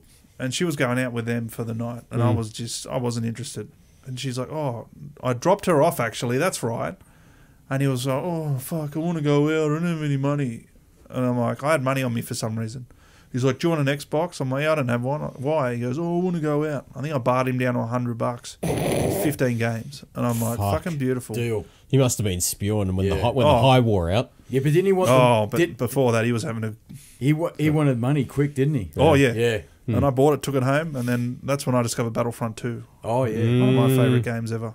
Look, I played the fucking dick out of that. One time, one of the things I do want to talk to Pedro about when he comes on in 2020, I want to talk to him about the OG Xbox, because that is a really amazing system. and Shenmue or whatever the fuck he played. What did he play on that? Fuck me. Mate, he had a lot of games on it, and a lot of the games were amazing on that console. Like, I can remember it was... San Andreas was the first real neon light sign for me that this console is way better than the PS2 in terms of power, because San Andreas ran like dick on fucking the PS2. Well, I got but a on the story Xbox about that. original, it ran fucking awesome. I pulled in a big favour on that. So I was in year 8, I think year 8 at the time when that came out, and I pre-ordered it, called in all the favours off my grandmum and my mum and dad. I'm like, I'm getting this game. I'm fucking going home sick early, and I'm going to play it. I got home, and I had the PS2, the original PS2, wouldn't fucking play. Yep. I fucking put a tantrum on, called in an early birthday present, ended up with a slimline. Nice. I was playing that by the next day. I was fucking heartbroken when I got home. Wouldn't fucking work. Yeah. There were tears. Yeah. I've told As a 14-year-old boy, you know. I've cried over a lot of things. I'll tell you when I cried, no bullshit. When Bixby gave you the result? Yeah, I've pointed my penis at Bixby and it said fucking... It didn't even recognise it last night because it was cold last night. So I pointed at it. Why do you keep torturing yourself? No, because what happened was the cat fucking... He's hoping for an upgrade to a boil. No, what happened was the cat, he does this thing, he needs my... When I have a shower, he needs my legs for some reason. He wants to put his scent on me. That's what I've read. Spreading pheromones. That's what he's doing, yeah. And you know what he does? He fucking claws my dick. And I thought he puts some pants on then, doesn't it? No, I do have pants on, you fuck. So anyway, I'm like, well, that'll help with the swelling. So buddy. I actually thought maybe he's actually punctured the sack, and he's done some damage. So I dropped my dax, and as I dropped my dax, I thought, well, I wonder what Bixby says now. And I pointed it out there, and then Bixby says, I don't know what the fuck. What are you talking about? I think it said fucking clothing or something. Dried apricot. Dried prune. Now, look, the original Xbox is another topic for another day. I think that's the topic I want to talk to Pedro about because he went all in on it like he always does, and when he goes deep with the game, he goes really deep. Circa business shirt. Or this was that the Xbox? This is 360? before. That's the 360 era. He fucking that was an impressive piece of fucking storytelling, mate. He fucking lost his mind over that. And you know what really upsets me with that suppressive personality called Pedro? He says it's all lies, but he doesn't realise. You got to own it. You got to own it. Exactly, own it, you fuck. And he doesn't want to own it because he says, "Oh, I'm fucking holier than." You know what he reminds me of now? He reminds me of that cousin that said when we wanted to play Centurion, you can't play Centurion on our PC. Go play on your little fucking your Amiga, your Barbie's first fucking micro computer, you fuck. And you know what? Me and the cousin said, all right, we'll wait till you go out and we'll fucking play it on your PC. And we did. And we went through his drawers and we found a pack of condoms and smokes. You know what? And he was all holier than thou. Well, fucking Pedro is him. Holier than thou, saying... I'm too good for your little bullshit podcast in your fucking retirement years, you fuck. And even when I do come onto your pod, you watch how demanding that prick is when he finally comes. Skittles. He won't want a bowl of Skittles or fucking anything. He'll make Pottery Pete look fucking good with his demands and his fucking Stevie Nicks attitude. He'll sit in that fucking chair like the Cheshire Cat, and you know what he'll say? Lies. Every bit that you've said on this bullshit podcast is lies. And that's him now. Speaking of which, how long have we been recording this? It's over an hour. It's about an hour and a half. Have we said everything we wanted to say? Because I want to wrap this bullshit up. I'm busting for a piss. I'm busting for a piss too. Have I forgotten anything? Have you forgotten anything? You can always come back. N64. N64. Great memories. Great memories. You know what? Rumble Pack was excellent. Oh, yeah. Well, the Rumble Pack was... Well, that was the beginning of the whole what we take for granted today, really. You know what I discovered with that? If you positioned it in such a way, quite a fun time. I knew, but I thought he'd say he put it down his pants. No, just over the front. Didn't need to go quite that brass. Just on the front of the pants. He's basically used an N64 controller as a vibrator. That's what he's basically said. I'm owning it. He owns it. Take note, Pedro. That's the fucking challenge. He owns his bullshit. You don't fucking own anything because you're a suppressive personality. He doesn't even listen to this anymore. He hasn't listened to one episode. That's fucking friendship for you. That hurts. And you know what he says? I haven't got time for your silly games. Silly boys. Well, you make time, Pedro, because this is a challenge. Because you know what's going to happen, Pedro. You're going to get grilled. No. After we do the bullshit podcast in 2020 when he comes up here, we'll take this fuck off bullshit fuck table and we'll put it out the fucking back. And what we'll do, we'll get the video camera and we'll show us body slamming him through this table and someone will go, my God almighty king, how did this happen? Dudley Death Drop will be going through that table. I can't wait. It'll be a fucking beautiful day.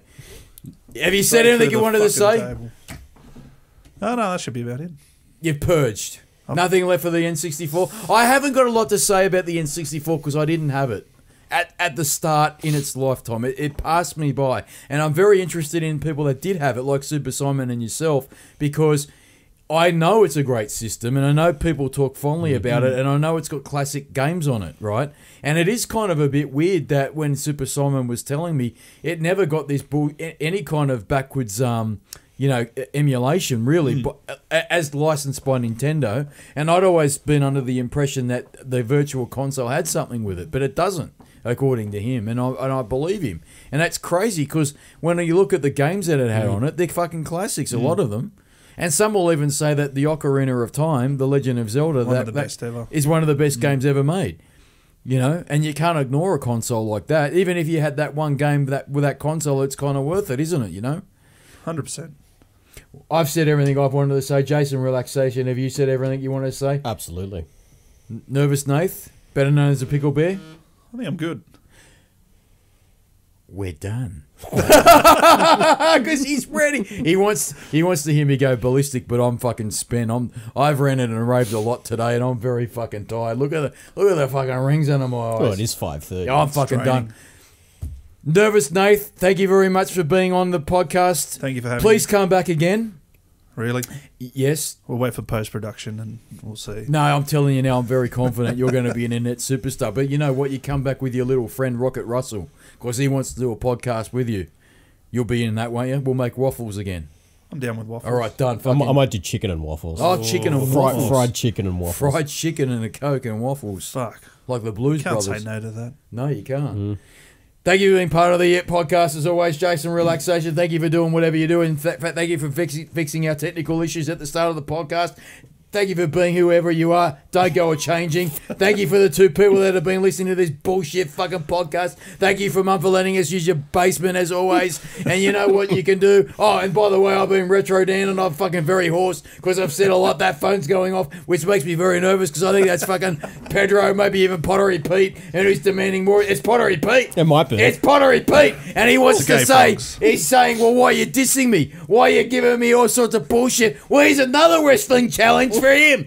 Come on the podcast, Pottery Pete. Drop your fucking 9-inch pottery cock that you're making and do something about it and sit in that chair and you can listen to us bullshit on and be the proper audio person you're supposed to be and talk coherently in a fucking microphone. That's a fucking start for you, Pottery Pete. I'm fucking spent. Retro Dan is out and you know what you can do, monkeys? You can run!